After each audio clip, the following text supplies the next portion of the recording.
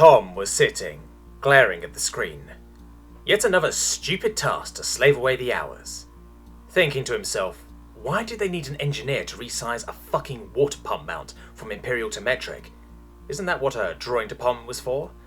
At least he was getting paid well, even for this simple job. After having sent the revised files for review by the client, Tom leaned back and stared longingly out the window. The weather was fair, if a bit cold this afternoon, with hunting season about to start this weekend. He wondered if any of the boys would be up for an early morning this Saturday. The picture of him and his home guard buddies stood in the window. A few of them he had gone through the army with, others probably joined the guard just to get to play with guns. Well, he couldn't deny that a day at the range with friends was always fun, and the yearly exercises were usually also a great time. They were volunteers after all, and so were the people running the show. In short, it was more like being a soldier without many of the hardships. He enjoyed it a lot, in fact. The time he spent with those guys was some of the best in recent memory. But that wasn't saying much. As of late, not much exciting had been happening in Tom's life after the army. He had finally made use of his engineering degree he'd taken to become an officer, and tried settling down. In ways, it had been successful. He had earned a good pay, but he had been through many jobs. Production manager, drawing department, R&D, he had even worked on the damn oil rig. But none had managed to keep him hooked for long. It was simply too boring, even if the job was otherwise difficult and or stressful.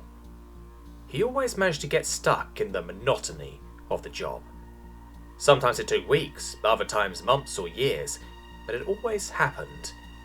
He was almost always decent enough at the job, attacking the problems with determination and discipline. He even managed to get promoted a few times when he managed to stick around long enough. And yet, here he was, back in his home office doing freelance work again.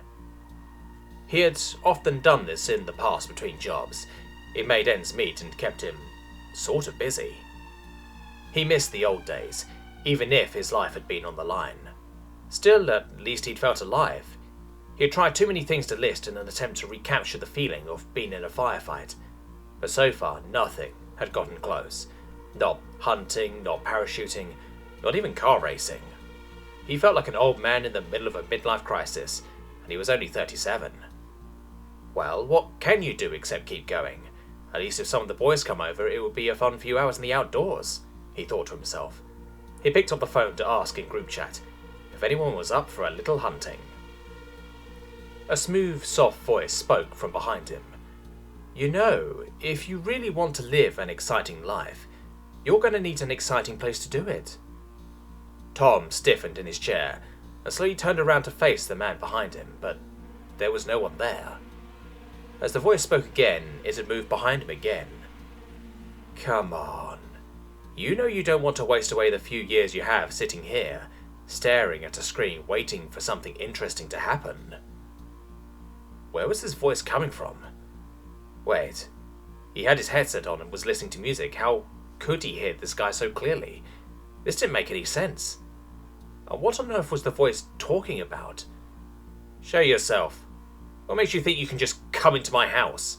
Demanded Tom, now standing and looking around. Once again the voice came from behind him, even as he turned to look at it. I am sorry, truly, but I can't exactly knock on the door now, can I? As for showing myself, well, that isn't really possible either. See, I'm not there. Well, who and or what are you supposed to be then? Don't tell me I'm just talking with myself, right? Oh no, don't you worry. You're not that crazy. Yet. Though it does feel like you are slipping in here. As for what? I'm not going to tell you. So I'm guessing you wormed your way inside my head. Well, this is just fucking marvelous. What do you want? It's more like, what do you want? See, I'm here with an offer for you. I want to run a little experiment. I'm working on a little project of mine and I require a guinea pig. And you think I'm just going to jump at the chance to be your test subject? Apparently I'm not the crazy one here, Tom proclaimed, a bit of indignant anger in his voice. This was getting weird really fast. What the hell was going on? Well, yes, the voice answered. It sounded quite condescending, Tom thought. You don't thrive in this environment. You need something new and different. You need experiences, and you have what I'm looking for. And what exactly would that be? Well, you are combat and survival trained and educated, so you will hopefully survive long enough and have the ability to make an impact. What in the ever-flying fuck are you talking about? What do you mean hopefully survive? What I'm offering is to send you to another world for the purposes of seeing what would happen.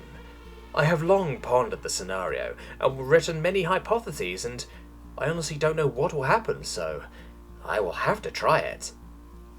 To Tom, the voice was beginning to sound excited. Too excited. Especially for someone. Sure, someone.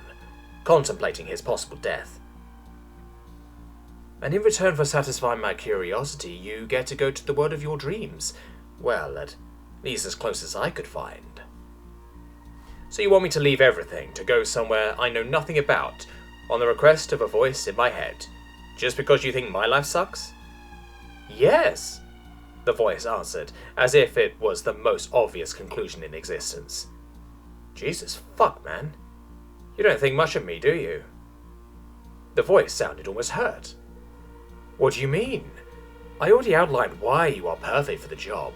You have no immediate family and only a few friends, and the family you have left. Tom interrupted the voice. Don't you dare bring up my mother. I get your point already. So will you do it? No. Why would I trust you? Besides, how do you even plan on getting me anywhere? Well, I could just send you against your will, though I would rather not. Send me? As in, poof? Yeah, pretty much. The voice sounded deadly serious, which sent a cold shiver down Tom's spine. This was beginning to look like a hostage situation. Not that that was entirely new to Tom. Still, it sucked. A lot. The thought that he might just go poof and end up somewhere he probably didn't want to be wasn't exactly comforting. What if I don't want to go? Will you just do it anyway? No, I don't want to do that. Remember, I found you because you had nothing to live for here. Are you even aware of how not nice that sounds when you say it like that? But in that case, I think my answer is no. I don't trust you, and I don't see why I should. Will you at least allow me to show you? Could I stop you if I wanted to? Nope. Better hang on. Well, fine then. This should be good. You are aware I still don't think you are real, right? Just as Tom finished his sentence, a small dot flickered into existence in the middle of the office. It quickly started expanding until it was a little under 1 meter in diameter.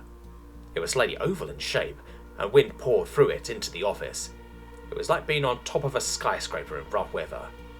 As his eyes looked through what he assumed was a portal, because why not, in the middle of his goddamn office, he just stood there and glared.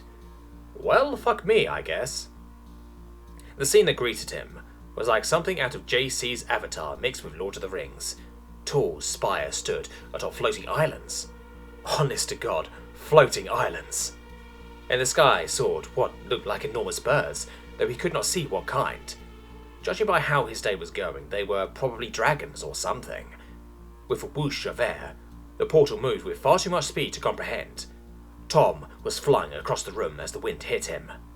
He scrambled back to his feet, despite the pain of just having been flung into a wall. His eyes locked back on the portal. It now showed a massive forest. This is roughly where you will end up. I can't tell you exactly where because, to be honest, I don't know where you will end up.